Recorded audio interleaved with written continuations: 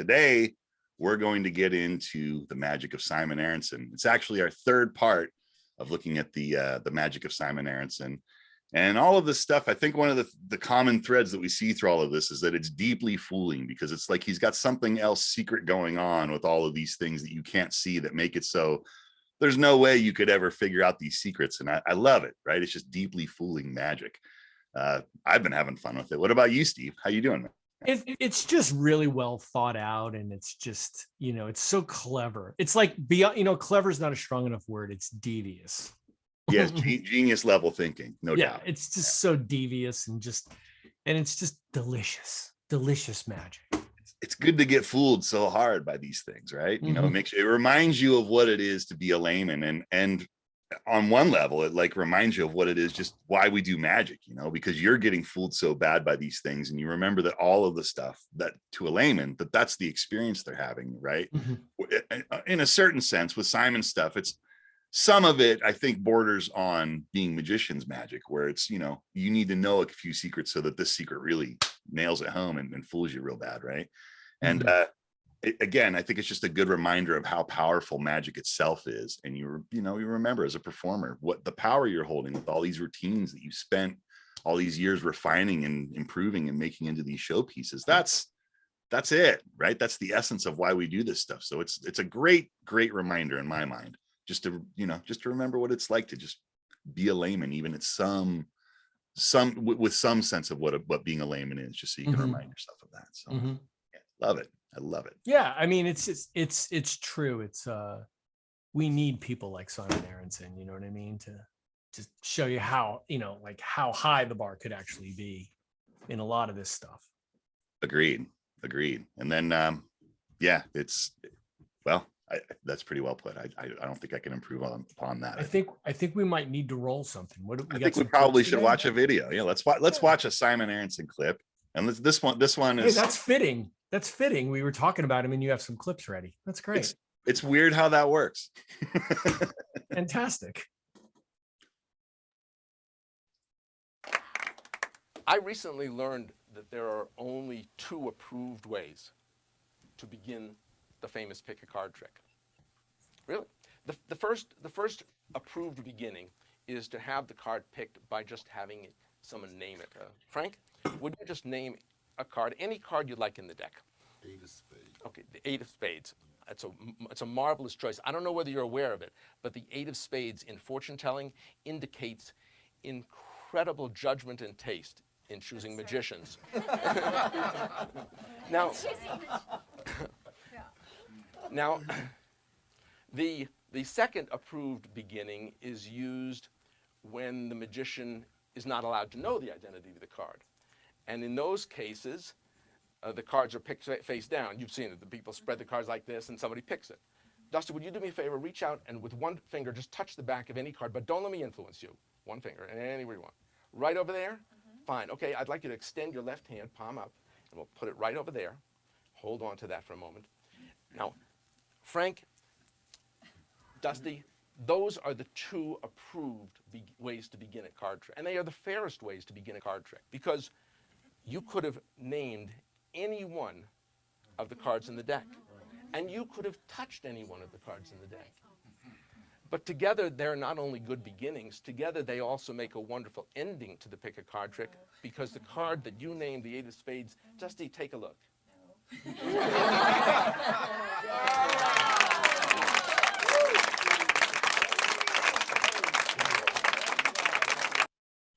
That's just good magic right there. That's just good magic. That's just good magic. That's just good for anybody. Killer, man. Just killer. I agree. Good for anybody. And it hit them. Like, you could even see that girl that was sitting next to the table. Like, as he's spreading them, you could have thought of anyone. Like, it occurs where she's like, no. Like, that's when the dots connect and you're like, no. It's so good. I love that. I love that, that when they get there, I think I've talked about this before. It's like magic. It's really strong when they get there just a little bit before you get there, right?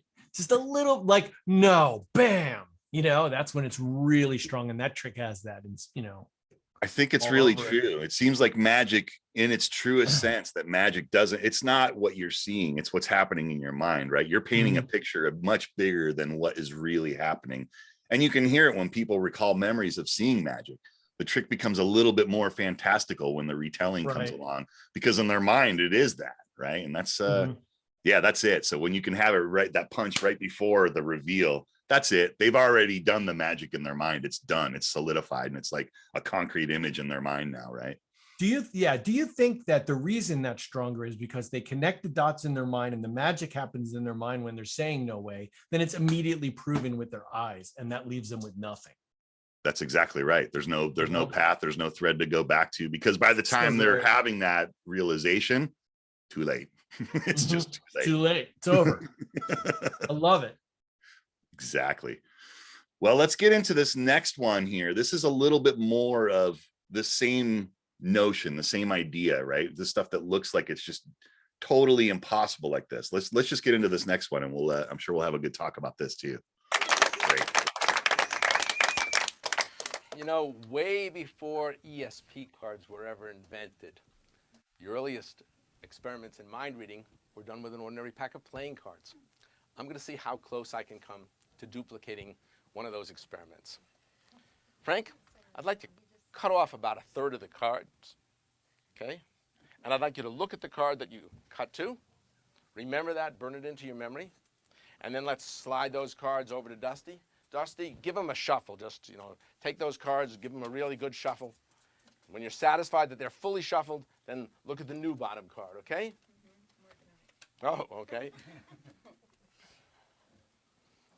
Have you got that? You'll remember that card. So you're remembering a card and you're remembering a card. Susie, I'd like you to cut off about half those cards and look at the card you cut to. Okay. Remember it, burn it into your memory, and we'll slide those over to Reno over here and give them a good shuffle. And when you're satisfied that those are fully shuffled, look and remember the new card at the bottom of that, okay?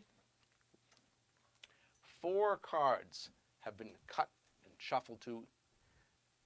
That should be enough to counteract any action of chance, but I don't think this part of the deck has been shuffled.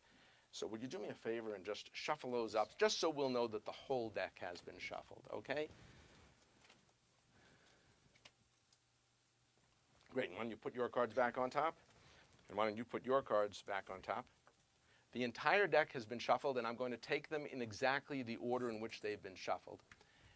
And I'm going to deal these cards face up so that all of you can see them. What I'd like you to do is watch to see if and when you see the card that you're merely thinking of. When you see it, don't say anything, but just think the word stop. Keep a poker face, because if I happen to pass it, I don't want you to give me any clues. But let's see how close we can come. You'll think the word stop when you see your card. Okay?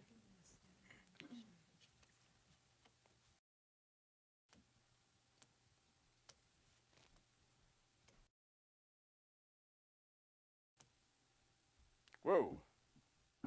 I just felt a strong urge to stop right there. And it came from this side of the room. And if I had to bet, I'd bet it came from over there. Is that right? Poker face. That was pretty good. That was pretty good. Now, well, let's see whether we still have 3 more cards to go. So Can I let's. stop you? What? That's the same card I have. That's the same card that you had.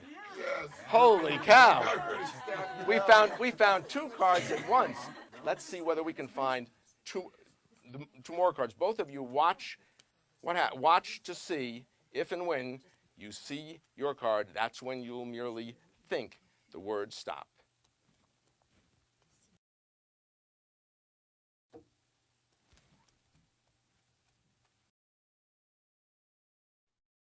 Whoa.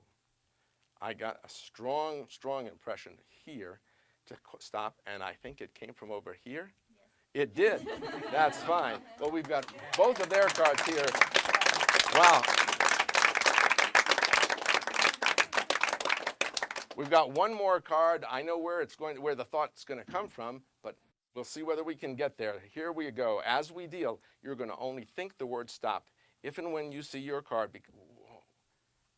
I got the impression, a really strong thought, to think, stop right over there. Is that the card? There we are. Thank you very much. It's like mind reading, right? Like another fun little thing right there. That is very strong magic right there. That's very strong magic. Yeah, there's nothing really to say about it other than that, right? And how? It's so good. It seems so innocent without So it, innocent. it seems so innocent without mechanism, Right. right? It just Right. seems like without mechanism. Right. You take that, you do that over there, or give that over there, you do that over there. It's just One.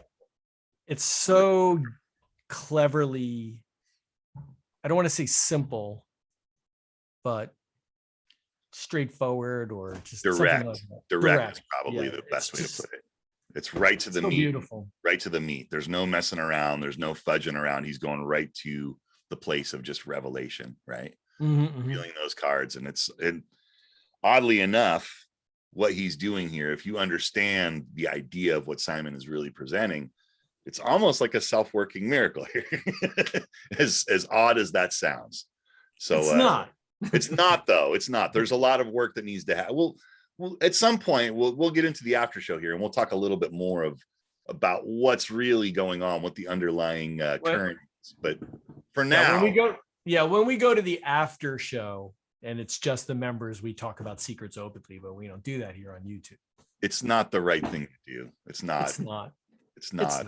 It's not cool. It's not cool. But it's not cool, man. It's just not cool.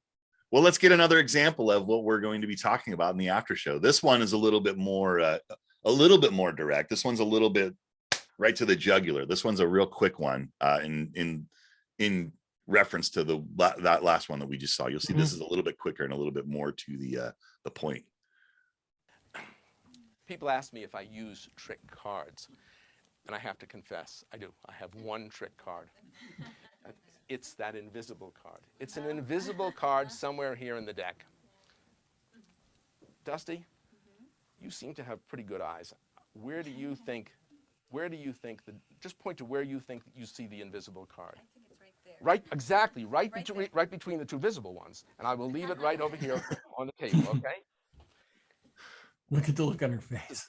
20/20 vision, okay?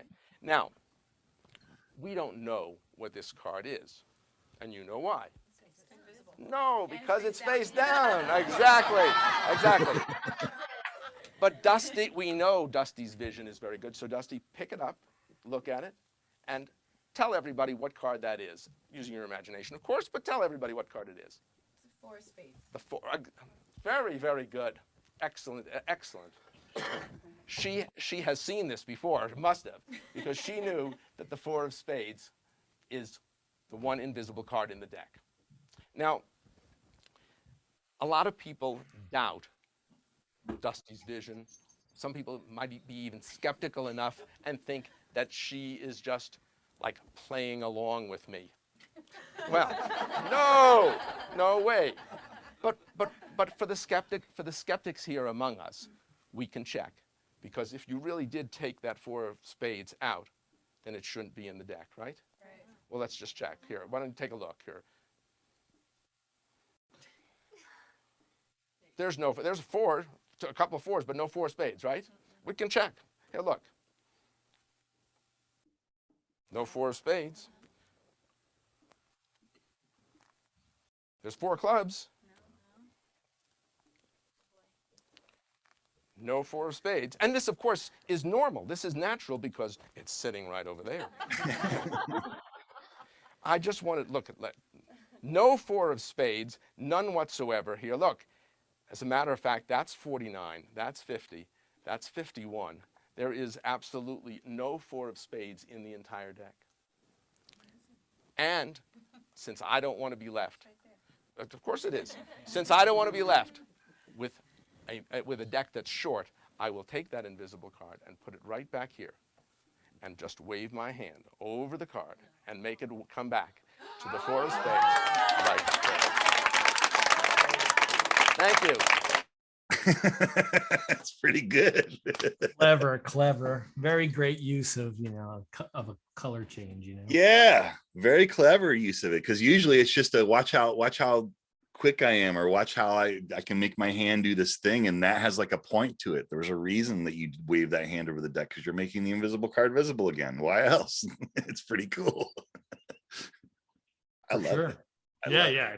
I mean, what's not to love? Right? It's the cleverness of the invisible deck.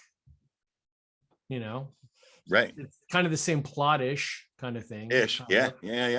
Without any special apparatus. Yeah. Very, his stuff is always good. It's just always good. Yeah. And it sounds so trite to say that, but a lot of these guys that we look at on these shows, these are like the top, and when you see a guy like Simon Aronson, and he just recently passed away, I am pretty sure, right? I think within the past decade or so. Yeah. Maybe. Oh, 50. really? No, I think it's more recent than that. But, a member will tell us. Yeah, somebody will tell us right now. One of our members will tell us. But anyway, about a year ago, last 2 years. Okay, yeah. More recent. It wasn't that long ago. Okay. I thought it was okay. I'm totally off. But here's a guy who's just devoted himself to presenting this magic into one exact corner of that magic and just perfecting it. Like the method that he's famous for is like, that's his love, and he just makes everything he does look brilliant.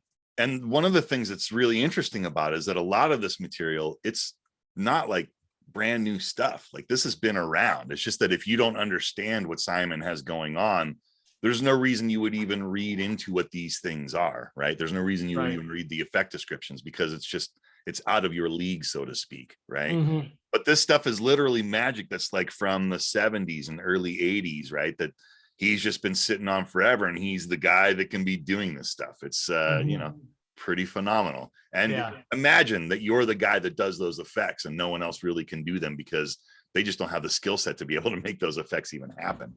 That's pretty awesome. It's pretty awesome. It's one thing to know how something works. That's right. It's a completely other thing to actually be able to do it. That's right. Completely other thing. That's right. So this last one, this is sort of a culmination of all of this stuff. And then like Steve and I were saying, when we get to the after show, we can talk a little bit more about the details of why this stuff even works, because there's a beauty in that too. But it's just, we don't want to divulge secrets here just out in the open in public. So let's enjoy this clip, and then and we'll go from there. There are 3 questions that people regularly ask a magician. First, people ask, would you please do a trick? Second, afterwards, lots of people ask, would you do that again? And third, some people ask, would you teach me how to do that trick? I'm going to try to satisfy all 3 requests right now. I'm going to perform a trick and do it again and teach you all to do it, okay? I will do it with the world's most famous plot. The spectator picks a card and the magician finds it. But to make it more challenging, I'm going to do all 3 things without ever touching the cards. That makes sleight of hand much more difficult, okay? Why don't we start over here? Susie, I'd like you to cut off approximately a quarter of the deck. Okay? You can shuffle them up if you want. You can shuffle those cards. Then put them on the table. Great. Now, here is the card that you freely cut to. Okay? I'd like you to take a look at it, burn it into your memory, show it to the rest of the audience, don't let me see it. Okay? I won't look. And then put it right on top of those shuffled cards, and now bury it by putting the rest of the deck face down. That's great. That's card number 1. Kenna, will you help me? Okay. Cut off a small packet, not too many cards, Okay, that's fine. And what I'd like you to do is feel free to shuffle them.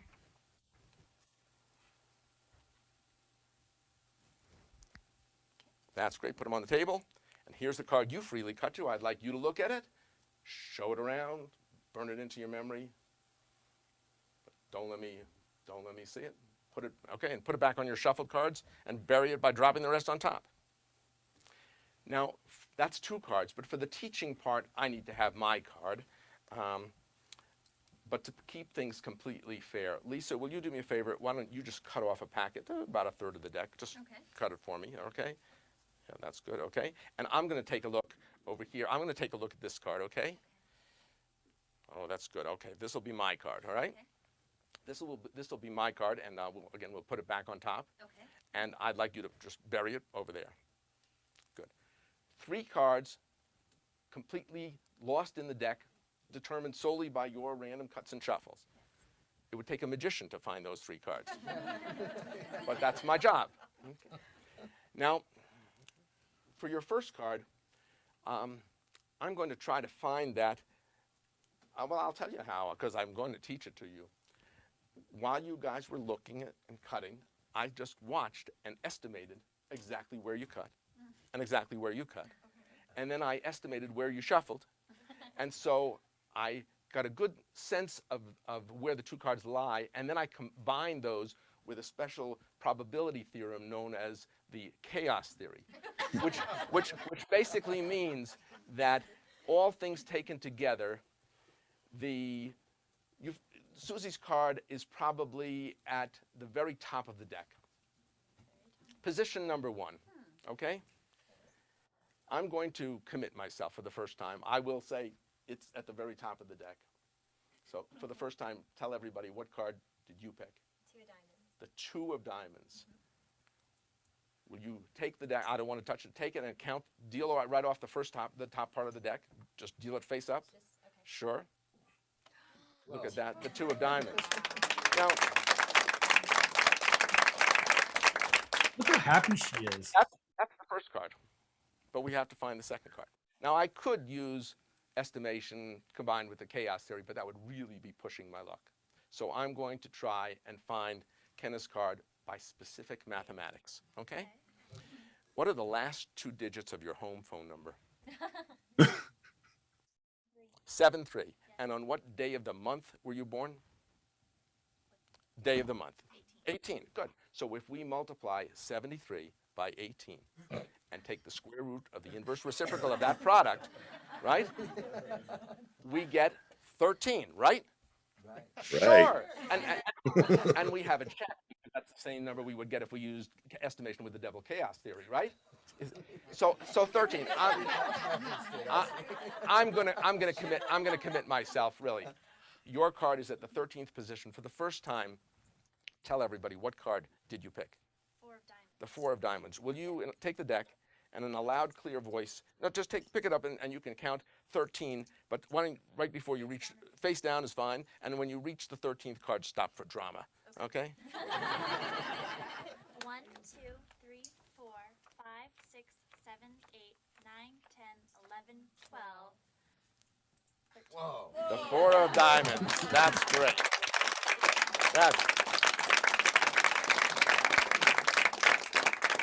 There's still one more part. I told you I would teach you to do the trick, right? And we still have to find my card. So you've been watching pretty close, Kenna, right? Where do you think my card lies in the deck? Now, you can use either double estimation with the chaos theory, or, well, I'll tell you what. I'll give you a hint. Okay. I'll give you a hint. This is your first time at this trick, right? Yes. Okay. My card is probably somewhere between 25 and 35, but where do you think it is? Right in there. As a guess? No, as using your powers of mind reading. Absolutely. Sure. What do you think? Between 25 and 35. Oh, okay, 27. Yes. How did you know? This is amazing.